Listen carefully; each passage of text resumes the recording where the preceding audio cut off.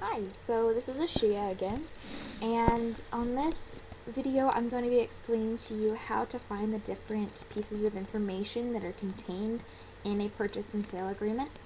So here is an example one. I've just pulled up a purchase and sale agreement for 1201 Nelson Street, Sedro-Woolley, Washington, 98284. So in this case, we are representing the seller, Donald Davis.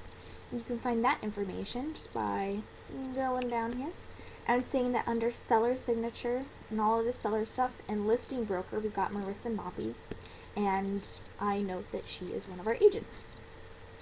So here is the MLS number.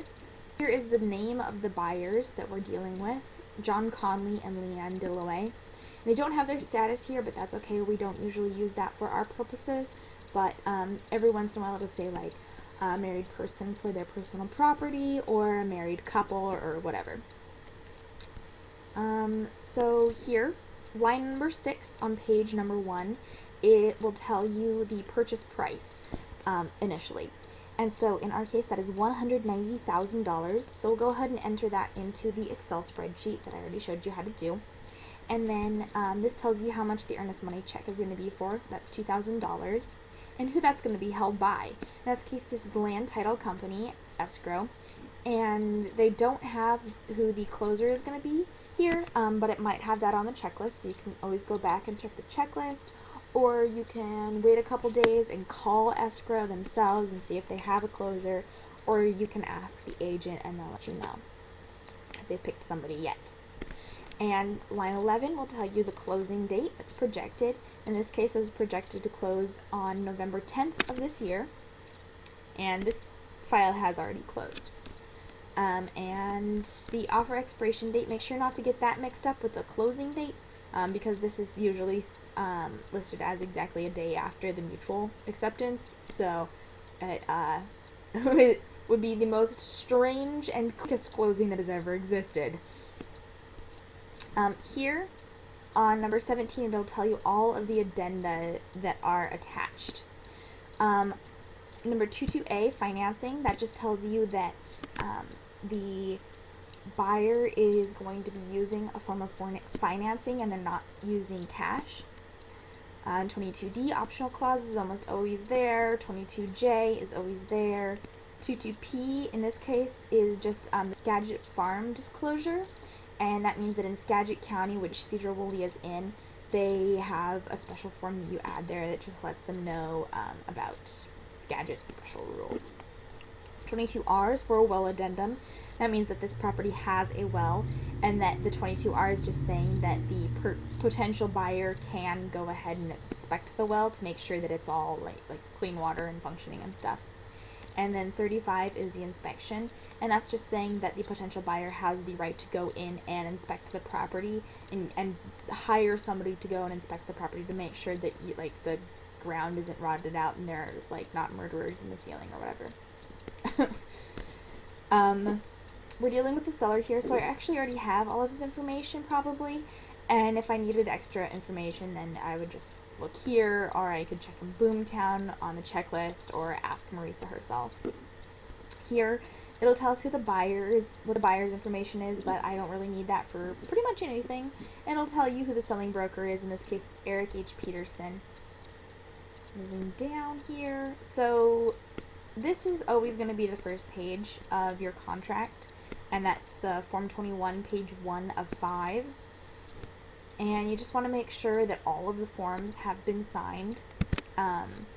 Form 21 has 5 pages and they all need to be signed. If you're going to be looking for where the earnest money can be found, earnest money is right here. It's paragraph B of Form 21, page 2. So it's always on the second page, and it will always say that buyer shall deliver the earnest money within 2 days after mutual acceptance, and that just goes to escrow. So after 2 days, they will have sent that earnest money, and it'll be at escrow, and that is that. So that's where earnest money is. So it's 2 days after mutual. And everything else under here, we just checked that everybody has initialed it. initialed. Page 4 of 5, initial. This is really all just legalese that I don't deal with at this point. It's not part of letting the agents know their timeline or checklist at all, because they already know all of this stuff, and it's just ensuring that the potential buyers and sellers know what they're talking about. And this is page number 5 of page 21, form 21, and so everybody's initialed it, and we're good to go. So form 22A, this is the financing addendum, and so this is where you're going to be able to find what type of loan it is. In this case, they're going to be using a conventional first mortgage, and so you want to put under that part of the checklist conventional, and then it'll say how much they're putting down for that. And so in this case, the buyers are going to be putting down $125,000 towards their mortgage, and down here it will tell you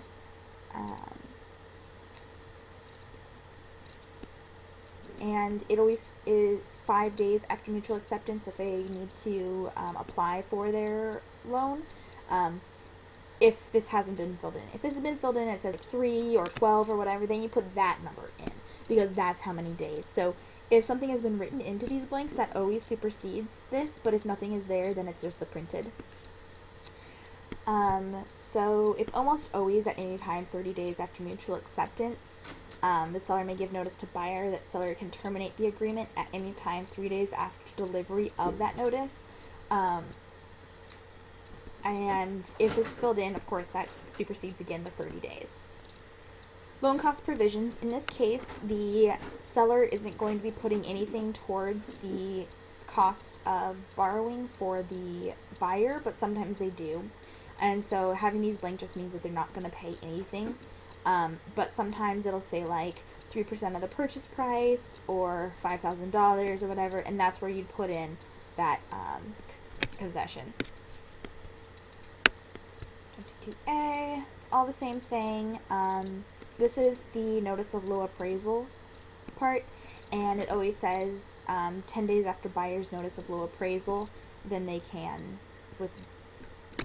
give notice of that.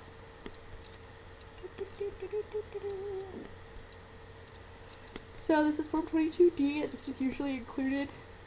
It's recommended to the agents that it's included. That's their prerogative. Number 1 is always checked. Number 2, this is where you'll be able to find if title insurance is included, and so that's just saying whether they are going to be having title insurance for this.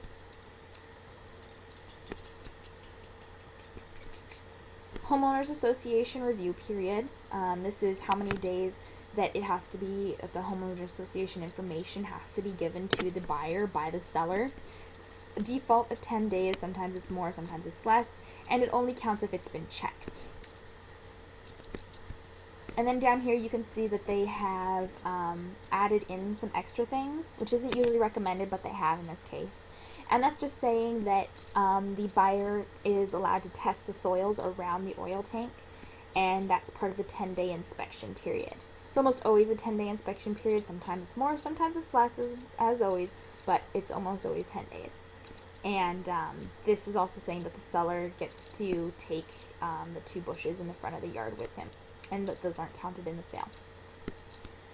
So this is the 22J, so this is talking about lead-based paint, because this house was built before 1978. So every single home that has been built before 1978 has to have the 22J, and that's just saying whether the seller knows whether there is any lead-based paint, or they don't know that there's any lead-based paint, or they are pretty sure that there isn't any there.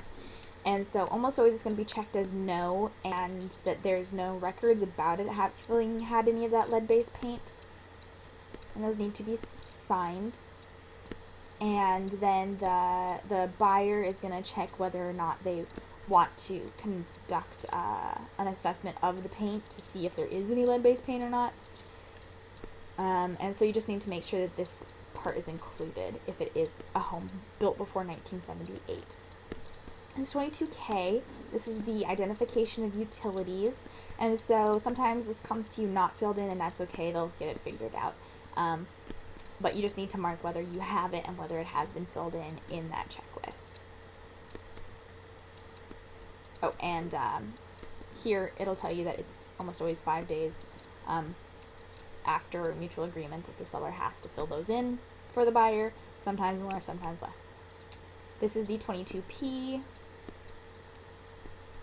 and this is the well addendum, the 22R. This is saying that the house has a well, has one well, and they have 10 days to find the health certificate, and they have 10 days to go ahead and get it inspected. And this is the 35. This is where you'll be able to find how many days they have before inspection is due. So the inspection contingency, it just says that they have, in this case, 10 days after mutual acceptance to go ahead and meet that inspection contingency. And then they'll send you a 35R once they do have that. And that 35R either accepts or rejects, and that's just saying whether they think that it's a safe enough house to buy or whatever. This is where the neighborhood review contingency can be found. Some places have it checked, some don't. I'd say it's a 25-75 or 25% due. It's almost always 3 days. I pretty much have seen it change like twice. And that's just saying that they have, in this case, 3 days. If this had been checked, then they would have those 3 days to see if they liked the neighborhood or not. This here is Exhibit A. This is the legal under our spreadsheet, and they've all signed it. It's not necessary for them all to sign it, but they can, should, sometimes they don't, doesn't matter. And we just need to make sure that we have this, and that at the top it does say Exhibit A.